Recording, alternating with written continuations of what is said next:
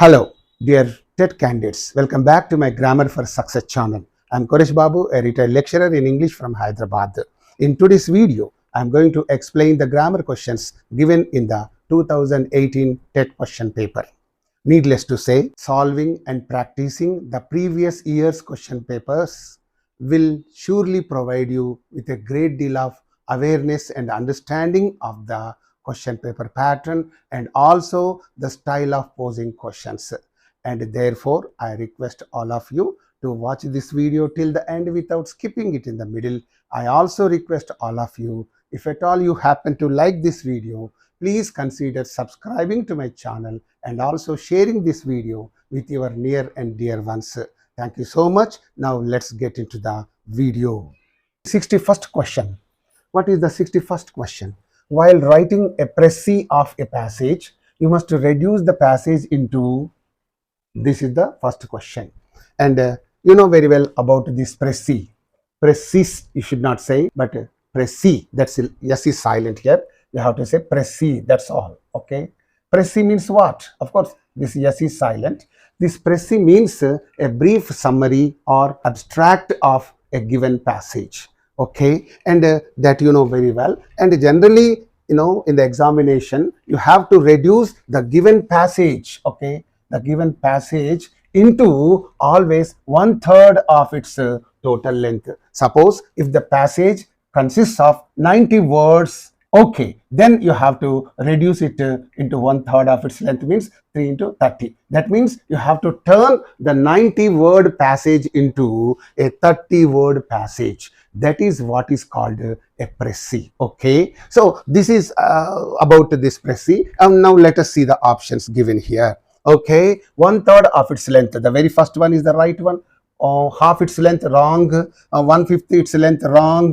1/4 its length, wrong. Only 1/3 its length. That means you have to reduce the given passage into 1/3 of its total length. One example is also given here. I hope you have understood this one. And now let's move on to the next question. If you observe this question, it is given in the direct speech, right? And now what is the examiner asking you to do? If you report the above sentence correctly, reporting means changing. When you change this direct speech into indirect speech, that is the meaning of this question. If you report the above sentence correctly, you will get.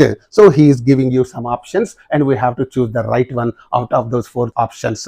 But before we choose the right option, let us change it ourselves. Okay, let us change this into indirect speech on our own. Okay, how? Here in the direct speech, what is there? The sentence that is put in the inverted commas is called the direct speech. So in the direct speech, there is an ordinary question. Okay, ordinary question. You can also call it an yes/no question, you know very well. And here, when that is the case, you should turn this said to. Said to is what? A reporting verb. You have to always change this said to into asked. Okay, and between this reporting verb and this direct speech, we have to use if or whether as a connecting word. These 2 things you have to learn. Okay, now let us change it into the indirect speech. How? She asked him, said to is turned into asked.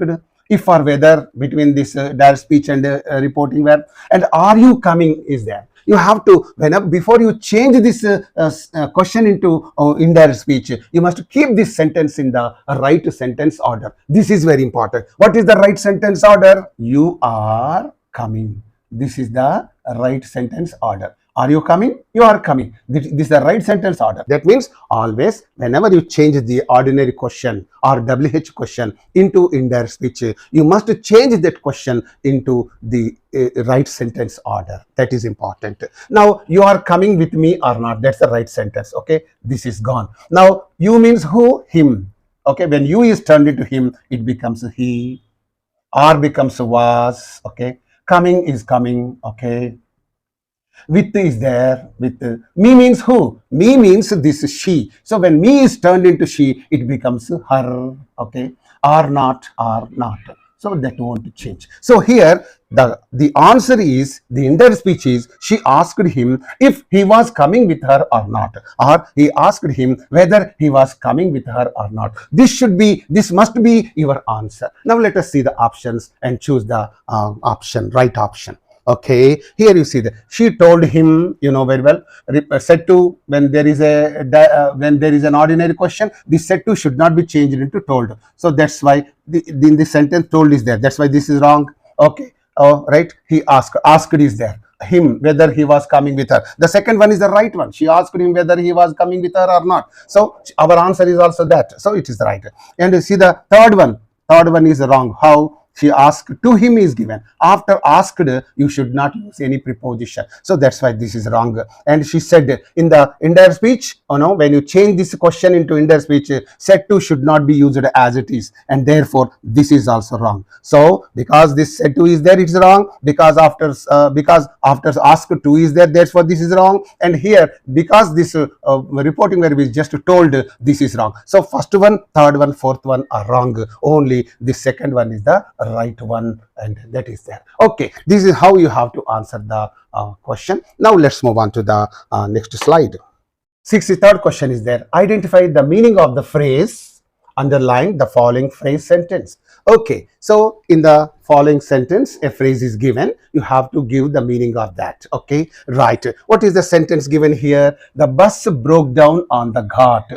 So this is the phrase. This is put in red color. Okay, you have to now choose the meaning of this phrasal verb. Okay, broke down means what? Before we choose the right option, let us see the options. What are the options? Stop due to mechanical failure. The very first one is the right one. Breakdown is the present tense form of the verb. Breakdown, breaking down, broke down, broken down. These are the forms of this phrasal verb. So it is given in the past tense. Okay, broke down means stopped due to mechanical failure. My car broke down en route Nalgonda.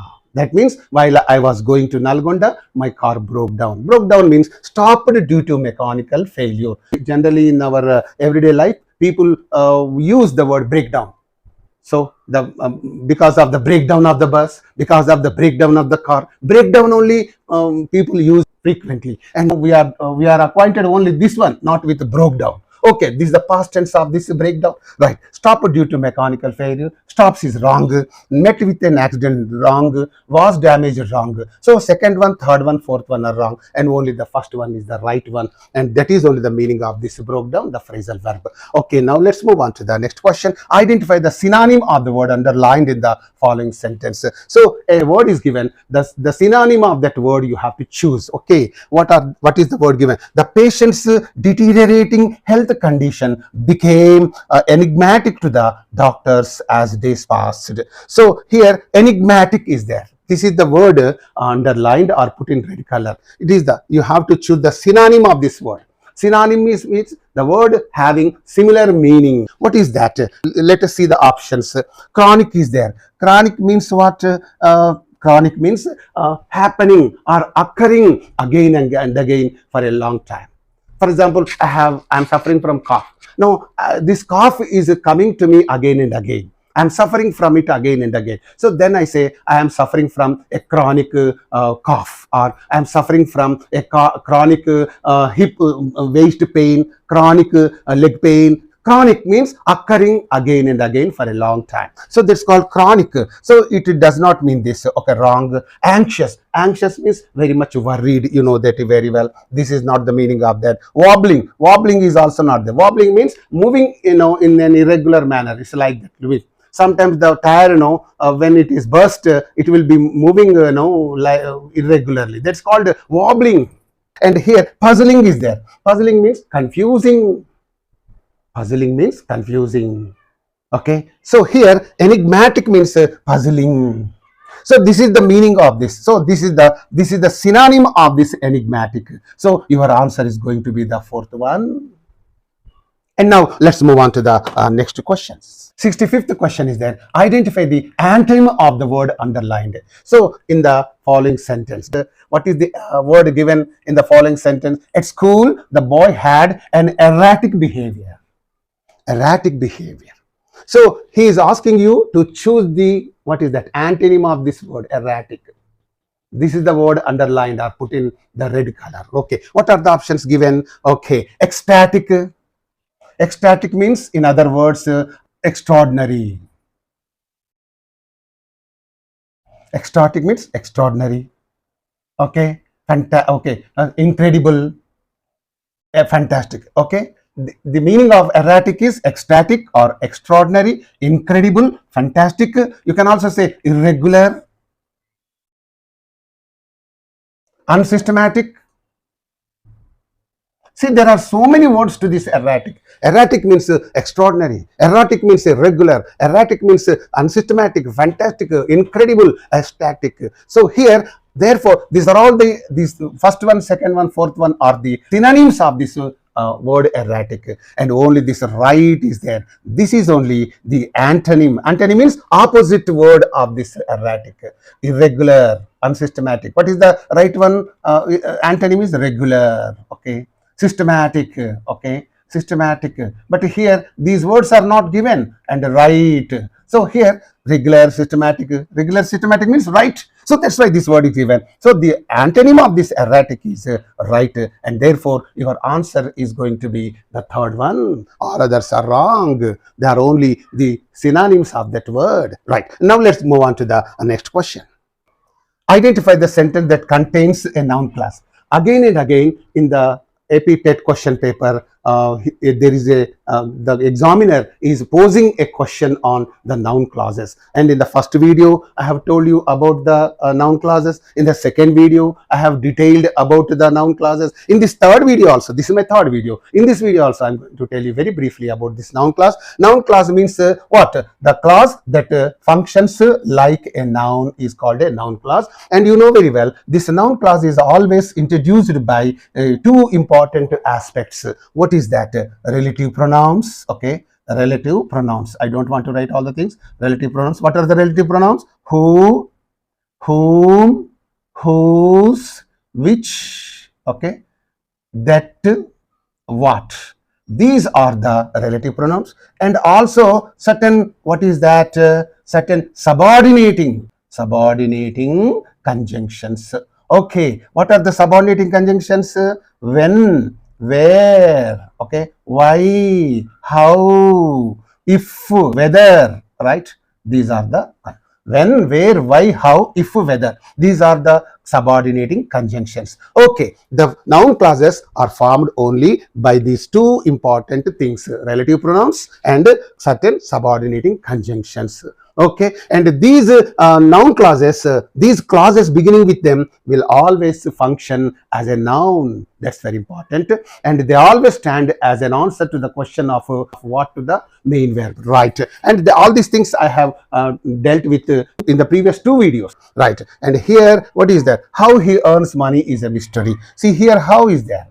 Okay, how is given here, and the sentence is beginning with how he earns. It's a noun clause, and therefore the first one is the right one. And why is also a certain, here why is also there, but here why the sentence is not grammatically framed. Here you see, tell me why did you go there. It should not be like this.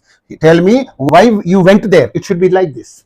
But here, though this why forms a noun clause, it is, the sentence with this is ungrammatical, and therefore this is wrong. And in spite of this is wrong, although this is wrong. So first, second one, third one, fourth one are wrong. Only the first one is your answer. How he earns money. This is the sentence in which there is a noun clause. Okay. Now let's move on to the next slide. 67th one is there. Okay. Identify the parts of speech of the word underlined in the following sentence. That means in the following sentence, a word is underlined or put in red color. So you have to find out its a part of speech. What is the part of speech of that word? Here the question is, he bought a gold ring for his wife. So this is the word underlined. I have put it in red color. So this is the word underlined. And now what is that word? Okay, let us see that here. Let us see the options. Adjective. Okay, it's an adjective because see here, gold ring means you can also call it golden ring. Gold ring means golden ring only. Silver ring, golden ring. People say that, but gold means it's nothing but golden. That means, this gold is describing this ring that is a noun, and therefore it is an adjective. It is not a noun. It is not a conjunction. It is not a pronoun. Okay. If it is a noun, after gold, there should not be any noun. Noun should not be there. If there is no noun after this gold, then you must think it is a noun. If there is no noun, then it is a noun. For example, the rate of gold is, the rate of gold is very high. The rate of gold is very high. So here after gold, there is no noun at all. And that's why here it is a noun. It is working as a noun. But here it is describing this ring. What kind of ring? Gold ring. So this is describing this ring, that is a noun, and therefore it is an adjective and not a noun. Okay, and therefore see, your answer is going to be number 1, right? And now let's move on to the next question. Identify the sentence that shows the speaker's past habit. Speaker's past habit. How can we express the past habits? Okay, you know very well, with the help of used to.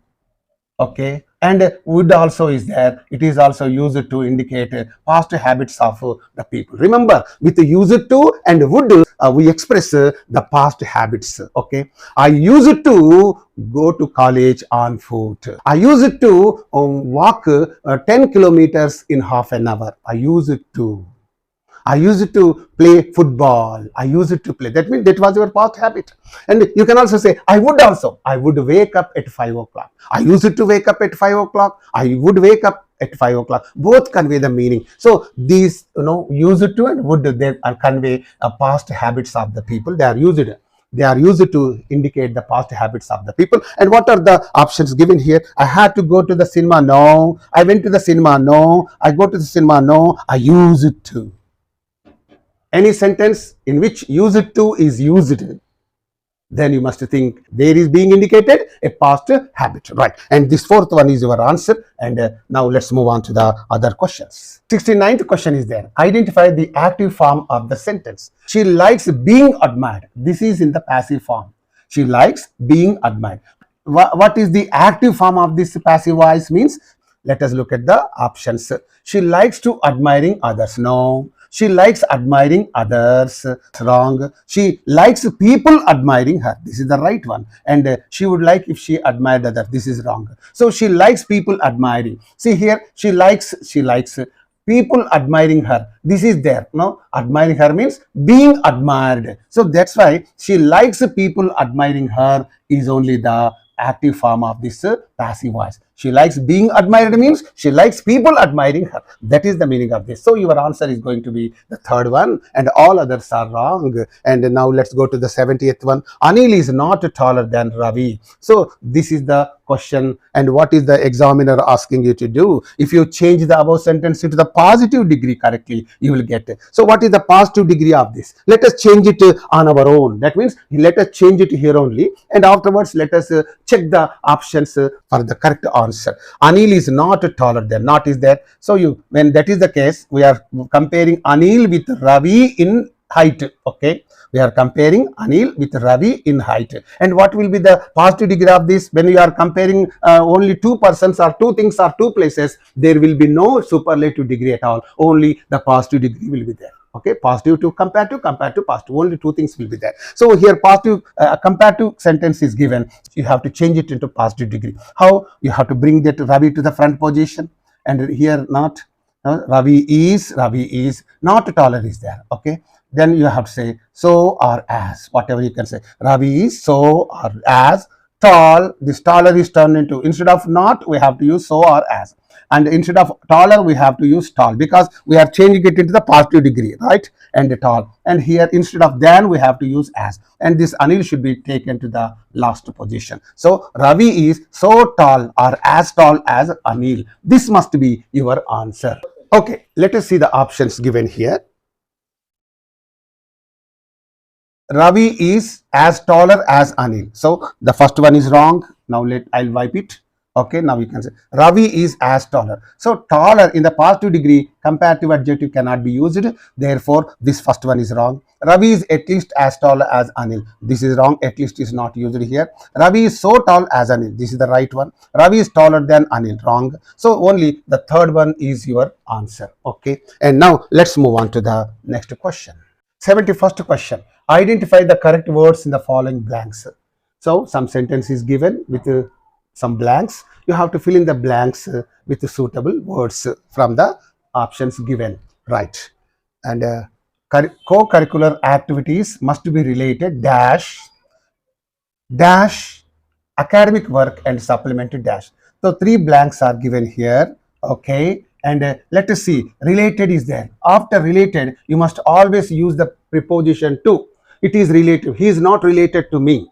And is he related to you? Related. After related, you must use only to. And here, this academic work is there. Before this, you must use only the definite article, because it's a specific work. So definite article must be used here. And supplement dash, supplement it. So it, the pronoun it must be supplement it, means to strengthen it. That is the meaning. So to, the, it, these 3 things must be used. What are the options given here? To, a, the, about, to, about, there about is not used, this way is gone out. So second one, fourth one are absolutely dropped, and first one, third one are in the fray. So after to, it is also, no, to is there, and next one is a is there, therefore it's wrong, this is right. So so to, the, it, to related to the academic work and supplement it. So to, the, it. So third one is going to be your answer, right? And now let's move on to the next question. 72nd one, he went to the post office, he bought some postal stationery, right? And what is the examiner asking you to do? If you combine the above sentences correctly, you will get, okay, when you combine these 2 statements together, how will it look? Okay, how will it look? Now let us see the options. He went to the post office to bought some postal stationery. This is wrong, because after to, past tense verb is used. After to, you must use only the base form verb. You see, to play, okay, to buy, okay, to go. After to, you must use only the base form verb. But here, but is there. Therefore, this sentence is wrong. And you go to the second one. He went to the post office to buy. To buy is there. Some postal. This is right. He bought some postal stationery. So he went to the post office. He bought some postal stationery. So he went to the. Though it's absolutely wrong. And fourth one. He went to the post office in order to buy some postal stationery. This is also correct. So here you can this second one and fourth one both are right grammatically, and that's why you can choose any one of them. He went to the post office to buy some postal stationery, or he went to the post office in order to buy some postal stationery. Any one of them is correct. Okay, now let's move on to the next question. 73rd one is there. Read the following 5 parts of a sentence. Okay, that means the 5 parts of a sentence are given here in a jumbled manner. You have to keep them in a correct order. And let us look at the 5 parts of the sentence. For when verse is read aloud, it is the ear which is the true test of verse, not the eye. It sounds different from prose. These are the 5 parts of only one sentence. So what should be the first what should be the first part here? Okay, it is this B is the first part. It is the ear and not the eye. It is the ear, not the eye. That means this D should be the next one. It is the ear, not the one, which is the true test of verse. So C must be the next one. And then for when verse is read aloud, this A is there. For when verse is read aloud, verse means poetry is read aloud, it sounds different from prose. Okay, E is there. Okay, B D C A E. This must be the order of this these 5 parts. Okay, so what are the options given here? Now place them in the correct order to make a grammatically correct sentence. Already we have arranged them in a grammatical order. Okay, so what are the options given here? B is the first one. In all the options, B is given first. Next to D. Okay, D means the it is there. So C E A. No. So B D C A E. So the very first one is your answer, and this is there, right? So these are the 5 parts of the sentence, and they are arranged in an order. The examiner is asking you to arrange them in an order so that it can make a grammatically correct sentence. Okay, right. Now let's move on to the next questions. So match the words and their categories. Okay, here this question is going to deal with matching. Okay, matching between what? Words and categories. Okay, words and categories. These are the words and these are the categories. So used to is used is there. Used is what? Used is a full verb. Use, using, used, used. So it's a full verb. It's an ordinary verb. It's a complete verb, right? So used is a full verb, right? To be is there. To be is what? A principal auxiliary. To be means what? What are the be forms? Am, is, are, was, and were. So these are called the principal auxiliaries. So this be belongs to this principal auxiliaries group or category, because be means am, is, or was, were. That's why. So can is there. Can is a modal auxiliary. Okay. Can belongs to the group of modal auxiliaries. So use it to belongs to the verbs category. To be belongs to the principal auxiliaries category, and can belongs to the modal auxiliaries category, because other auxiliaries are also there. What are the auxiliaries?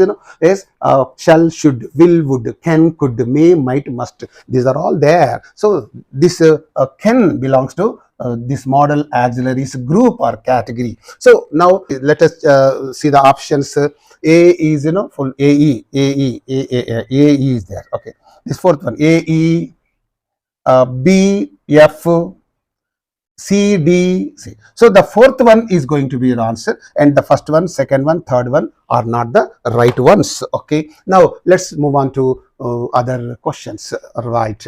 75th one. Identify the correct question tag for the statement. Correct question tag. So he's asking you to choose the correct question tag for the statement. What is the statement given? Ram and his wife put a lot of money in the donation box last year. So this incident happened last year, and Ram and his wife put a lot of money. And for this sentence, we have to choose the question tag. But before we look at the options given, let us write the question tag ourselves. Okay, let us write on our own. Okay, Ram and his wife, they come under what is that? The pronoun they. Okay, and this sentence is in the past tense. Okay, past tense, and because this incident happened last year, past tense. So this is a positive statement. So here, what should be the one? So past tense means, for the formation of a question tag, you must take the help of the helping verb, and therefore we borrow did as a helping verb from outside. So to this did, now we must add a not. Did plus not. Short form is, contracted form is didn't. Okay, didn't is there. Afterwards, for Ram and his wife, we use they. So didn't they? This must be your answer. Okay, are you following me? See here, Ram and his wife, for them the pronoun used is they, right? And this sentence is in the simple past tense. In the simple past tense, there will be no helping verbs at all. But without the help of the helping verbs, you cannot form the question tag. So for the convenience of making this question tag, we borrow did from outside, and to this did we have to add a not. When to this did, when not is added, it becomes didn't. Okay, and you have to put this they. So didn't they? The question tag must be didn't they? Right. And now let us look at the options. Right. Do they? Wrong. Don't they? Wrong. Didn't they? Right. Didn't he? Wrong. So third one is going to be your answer. Right. And now let's move on to the next question. What is that? 76th one is there. She is too weak to walk.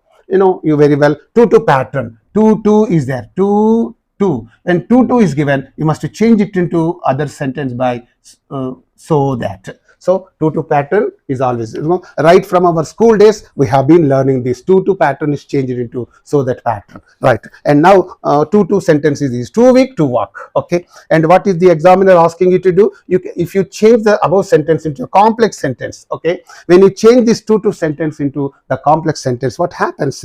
She is so weak and so she cannot walk. Wrong. She's so weak that. So that is very important, right? She's weak, but so is wrong. She's very weak, and so it's not there. It's not there, but is not there, and so is not there. And that's why, see, the first one, third one, fourth one are wrong. Only the second one is the right one. Okay. And now let's move on to other questions. Now 77th question is there. What is the 77th question? Identify the sentence that contains an adverb clause of concession. Okay, adverb clause of concession. So before we look at the options given, let us learn something about the adverb clause of concession. What are the conjunctions? What are the subordinating, okay, conjunctions, right? Conjunctions that form adverb clauses of concession means, okay, here though, right? Though, although, even if, okay, even though. So these are the conjunctions by which adverb clauses of concession are formed. So these are the subordinating conjunctions and they form the adverb clauses of concession. And now let us look at the options given here. Although, okay, although is there. He noted down the date. He forgot to attend the meeting. That's the right one. Note down the date lest you will forget. No, lest is not the conjunction that forms adverb clause of concession. Note down the date or else. Or else is the conjunction. It's a coordinating conjunction that does not form adverb clause of concession. Although he noted down the date, but is there. With although, though, although, even if, we should not use again but. And therefore, this fourth one is also wrong. So therefore, only the first one is right.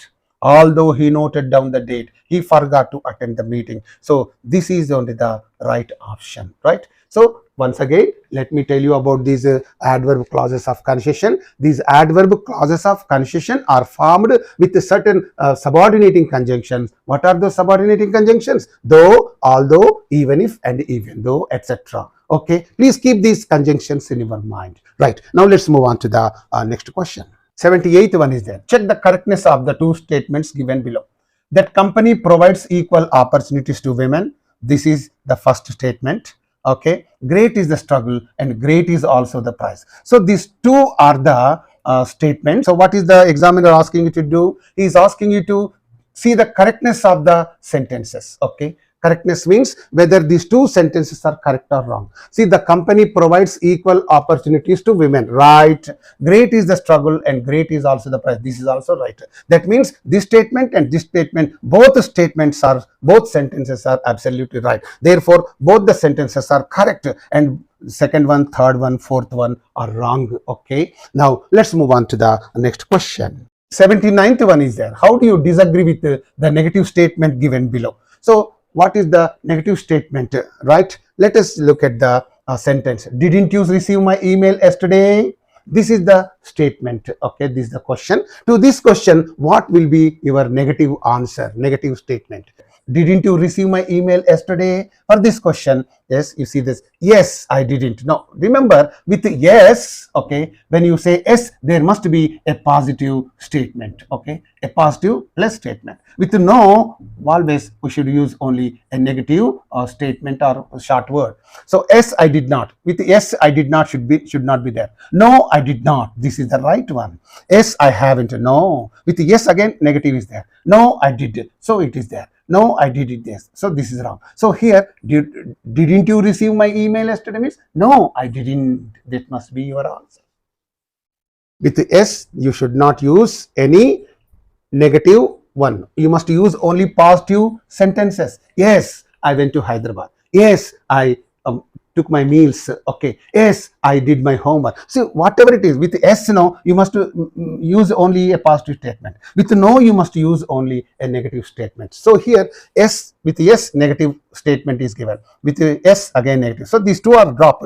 And with no, here, no, I didn't is there. No, I did is there. But here, didn't you receive? That's why we must go with this. No, I didn't. Didn't you receive? No, I didn't. No, I did, you cannot say. That's why this is wrong, this is correct. So your answer is second one. And now we go to the next question. What is the next question? Adjective clause. What is that? Identify the adjective clause that can replace the underlined part of the sentence. So he's asking you to choose the adjective clause. What are the options given here? First sentence is that they visited a village without any inhabitants. Okay, to this, this sentence must be written with an adjective clause. But before I talk to you about the adjective clauses, let me tell you something about the adjective clauses. Adjective clauses are the clauses that function as an adjective. So here, generally these adjective clauses are formed with two things. What is that? Relative pronouns. Okay, again, relative pronouns. What are the relative pronouns? Who, yes, whose, what, which, that.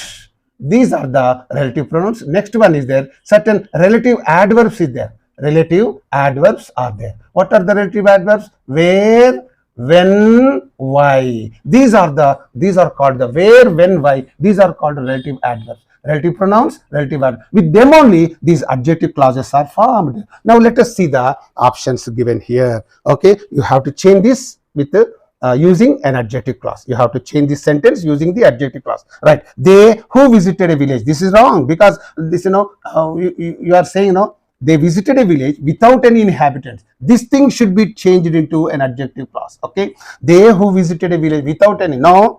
Okay, they visited a village with no one living there, no. They visited a village with no inhabitants, no. They visited a village where there were no inhabitants. This is there. See, where there were no inhabitants is an adjective clause. So in this sentence only there is, so you could change this sentence into this using an adjective clause. So here, where there were no inhabitants. They visited a village. What kind of village did they visit? Where there were no inhabitants. So in this way, this fourth one is only the right one. And now let's move on to the other questions. 81st to 84. So read the following passage. So here a passage is given for you. You have to read that passage and answer the questions that follow. Okay, right. And I'm going to read this small passage for you. Please understand that passage carefully, and afterwards let us solve the questions. Right, what is the passage given here? It's a small passage, and here the first thing the children wanted to do at the zoo was to ride an elephant. See, in the zoo park, when the children go to the zoo park, what do? They want to ride an elephant. Okay, that is their wish, that is their, a kind of a strong desire. Okay, even in our locality also, what happens is occasionally camels will be coming. The children want to ride those camels, so that is their natural desire. Okay, and they were frightened. They will be terrified when, as they climbed the ladder to take their seats. So if you want to climb over the elephant, what should you do? You must take the help of the ladder. So when the children start climbing over the elephant with the help of the ladder, they get frightened. Okay, that is there. And swaying back means of the huge beast. The back of the animal will be moving like this. It is not a machine, it is not something stable, stuff. It is a beast. It will be moving here and there. It will be, that's why it will be swaying. And that's why the children will be very much frightened, right? Elephants look like awkward creatures. Of course, they look like awkward creatures as they move along heavily. They walk very slowly with their heavy bodies, and they look very awkward. Awkward means ugly, right? And their legs covered with loose folds of tough skin. Their legs are there. They are covered with folds of tough skin. The legs have tough skin, rough skin. Tough skin means rough skin, and that too with folds, loose folds will be there on the skin. You might have seen the legs of the elephants. Okay, and their trunk swinging from side to side in search of food and drink. So this trunk is there. Okay, trunk, you know very well, that will be swinging here and there. That means it will be dangling here and there in search of food and water, right? It wants to drink water wherever it is available. It wants to eat anything available on its way. So here, in search of food and drink, right? An elephant has great strength, due to which it can drag heavy loads with ropes. So it can drag heavy loads. It can lift heavy loads. That's why in the forest, what happens, people make use of these elephants to drag their, or to pull their, what you call, heavy loads, okay, along the road. So but it can also use its trunk to pick up small articles. The strange thing is there, though it is a big beast, okay, with its trunk it can not only lift up big heavy things, even it can lift even small things. Even a needle fell on the floor, take it for granted, it can even lift that needle also. Even a small thing also it can lift from the ground. So that is the capacity of that elephant. Okay, and articles such as coins, nuts from the ground. From the ground that can lift coins and nuts. Suppose if you throw 1 rupee coin or 5 rupees coin, it will lift even that small one. It can lift big things, it can also lift small things. That is only the amazing nature of this the elephants. Okay, this is all about the elephants. Okay, now let's move on to the next slide to answer the questions. 81st question, where is the elephant? It's a very small question. What are the options given? At the school? No. At a circus? No. At the zoo? Yes. At the forest? No. So this third one is your answer. And next, say 82nd one is there. Which word in the passage describes the elephant? So what is that word which describes the elephant in the passage? Okay, let us see that. Swaying, no. Tough, no. Loose, no. Awkward. This is the word. In the passage it is mentioned, they are awkward creatures. They look awkward. In the creation of God, they are created in that way. Of course, to our sight, no, they look very awkward, but they have God-given bodies, God-given shapes, and all that. Okay, and here they are awkward. This is the word which is used to describe the elephant, right? And now let's move on to the other questions. And 83rd one is there. What does the elephant use to search for food and drink? What does it use to search for food and drink? So, option, it's a trunk. Only with the help of this trunk, an elephant can search for food and drink. Not with its legs, not with its body, not with its skin. Only with its trunk, it will search for food or drink, right? And 84th question is there. Identify the correct statement about an elephant's skill. What is the elephant's great skill means? Here, let us look at the options. It cannot move heavy things. No, it can pick very small things from the ground. This is the skill of this elephant. It can not only lift the big heavy things, but also it can pick very small things from the ground. This is all the skill of the elephant. It can see things at a great distance. No, it is a huge beast. No, so this second one is your answer. Okay, and now let's move on to the other questions. 85th one. How many language skills does an educated person learn? How many language skills means? You know very well. L, S, R, W. Listening, speaking, reading, writing. How many skills are there? 4. So the answer must be 3 wrong, 4 right, 2 wrong, only 1 wrong. Okay. Second one is your answer, right? And easy questions are there. How many sounds are there in the English language? Okay, this is a very interesting one. Let me give you some idea about the sounds of the English language. And you know very well, we have 26 letters in the English alphabet. Okay, alphabet. Don't say alphabets, alphabet. Alphabet in Telugu means aksharamala. There cannot be aksharamalalu in Telugu also. Okay, right? English alphabet, there are 26 letters. Letters means aksharalu. So these 26 letters will give 44 sounds. Okay, 44 sounds, of which 22 sounds are consonantal sounds. Okay, consonantal sounds, C-O-N, consonantal sounds, and 12 are vowel sounds. Sorry, 12 are vowel sounds. Okay, 12 are vowel sounds, and 8 are called diphthongs. Diphthongs means they are formed with 2 vowel sounds.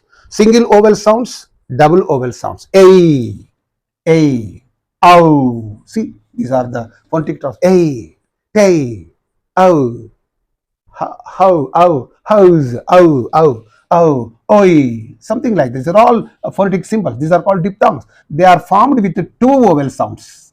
Therefore, 22 consonantal sounds, 12 vowel sounds, okay, and 8 diphthongs. And of these 12 vowel sounds, 7 are long vowel sounds and 5 are short vowel sounds. A lot of information it seems I am giving you, right? And now let us look at the options. 44, the very first one is the right one, second one is wrong, third one is wrong, third. So first one is your answer, right? Now let's move on to the other questions. 87th one. Why are some poems included in English readers? English readers means English text. Why are some poems included in the English reader means in the English text means? So here let us look at the options. To let pupils learn meter and prosody, not this. Okay. To teach poetic words, no. To help pupils to identify figures of speech, oh no. To help pupils to read them and enjoy. This is going to be your answer, because in the English textbooks, poems are prescribed only to let the pupils to read them and enjoy. Okay. Reading poems and enjoying poems is really a great thing for the students. That's why, so to inculcate that habit of reading the poems and enjoying the poems, you know, these poems are prescribed in the textbooks, right? And now let's go to the 88th one. What is the 88th one? In a language question paper, how much weightage may be given for knowledge? In the language, for example, English is the language paper.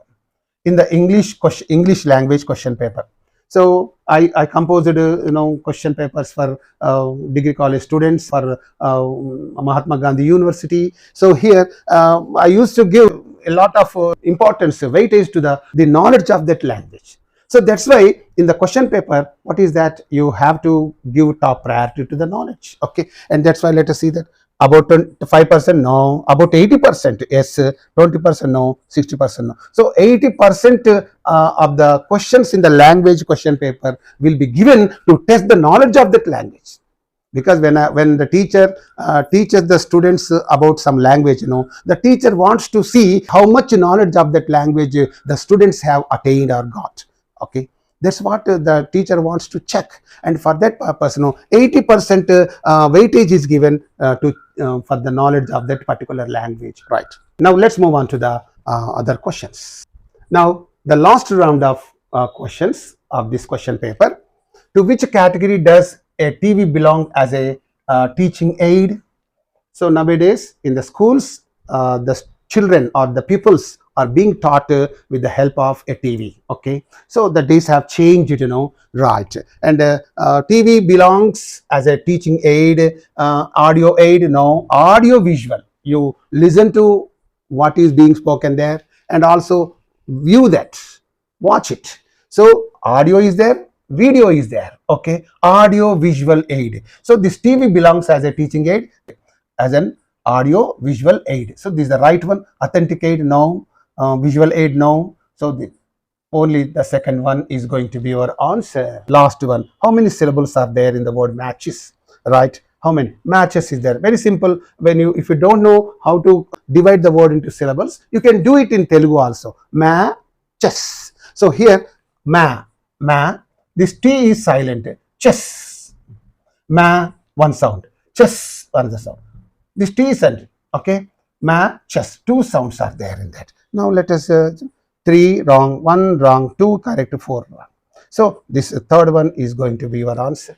Right. Thank you so much, dear students. With this, the video comes to an end. Okay. Dear TET candidates, thank you so much for watching this video. I hope you have understood this question paper thoroughly well. If at all you come across any problem in understanding this question paper, please, any question, then you mention it in the comment section. Okay, I'm also going to upload a few more videos, and please try to watch all of them. And if at all you happen to like this video, please share this video with your near and dear ones.